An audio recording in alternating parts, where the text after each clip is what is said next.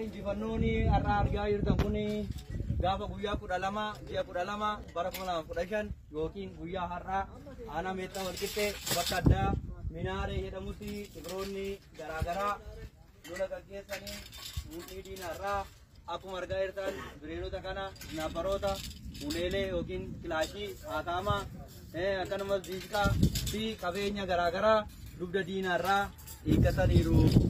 Akkasumas dabalatee booji'amtoota hedduu yeroo gara kanatti argamaa jiran illee booji'amanii gara waraana bilisummaa Oromoo dhufanii jiru jechaadha.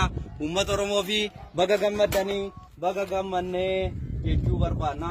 Akka waraana bilisummaa Oromootti waraana bilisummaa Oromoo cufaaf immoo baga injifannoo kana waliin argine jenna. Galatooma. Wabaa jirtu? Wabaa jirtu? Absaatu bira gabrummaatti dhufa. Ibanaan ni ganni dhufa.